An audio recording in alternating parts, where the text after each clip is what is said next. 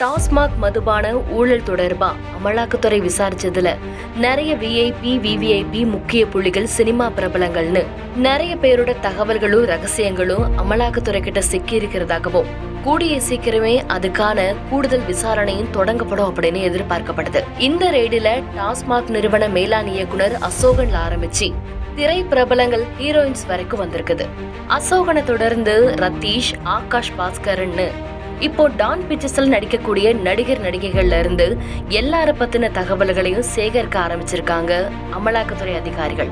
இதுல இப்போ ரொம்ப தீயா பரவிட்டு இருக்கிற விஷயம் என்னன்னா, ரத்தீஷ், ஆகாஷ் பாஸ்கரன் எல்லாரும் சேர்ந்து நடிகைகளுக்கு பணம் கொடுத்து ஒரு நாள் பார்ட்டிக்கு வரவழைச்சி நிறைய கொண்டாட்டங்கள்ல ஈடுபட்டதாக ஒரு தகவல் வெளியாகிச்சு. இந்த விஷயத்துல முதல் நடிகையாக கயாடு லோகரோட பேர் தான் சோசியல் மீடியா முழுக்க இப்போ பரவிட்டு இருக்கு. டிராகன் படத்து மூலமா பிரபலமான கயாடு லோகர் டான் பிக்சர்ஸ்லயே இப்போ அடுத்தடுத்து 2 படங்கள்ல கமிட் ஆயிருக்கிறாங்க.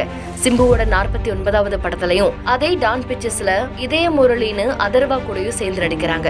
இப்படி இருக்கிற பட்சத்துல கயாடு லோகருக்கு 35 லட்சம் கொடுத்து பார்ட்டிக்கு வரவழைச்சதாக சொல்லப்பட்டுச்சு.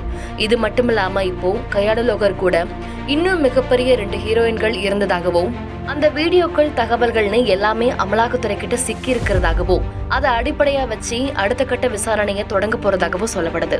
ஹனி டிராப்னு சொல்லக்கூடிய இந்த வலையில தான் நிறைய நடிகைகள் சிக்கி இருக்கிறதாகவும் சொல்லப்படுது.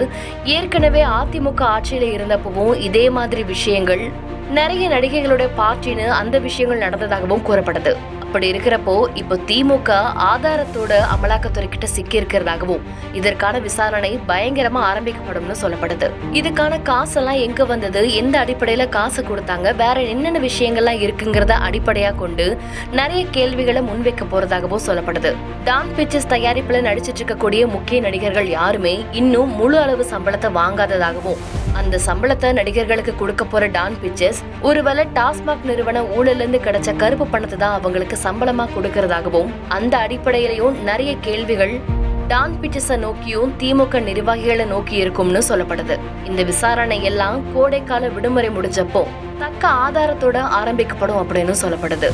இந்த ரெய்டு விஷயத்துல கயாடு லோகர் பெயர் மட்டும் வெளிவந்திருக்கிற இந்த நிலையில இன்னும் இதுல சம்பந்தப்பட்ட மேலும் 2 கேரள நடிகைகள் பெயரும் வெளிவராம இருக்குது.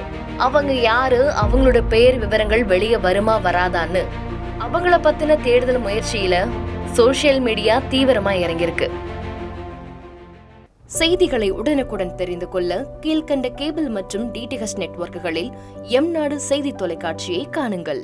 பாதகம் செய்பவரை கண்டால் நாம் பயம் கொள்ளலாகாது பாப்பா. மோதி மிதித்து விடு பாப்பா, அவர் முகத்தில் உமிழ்ந்து விடு பாப்பா.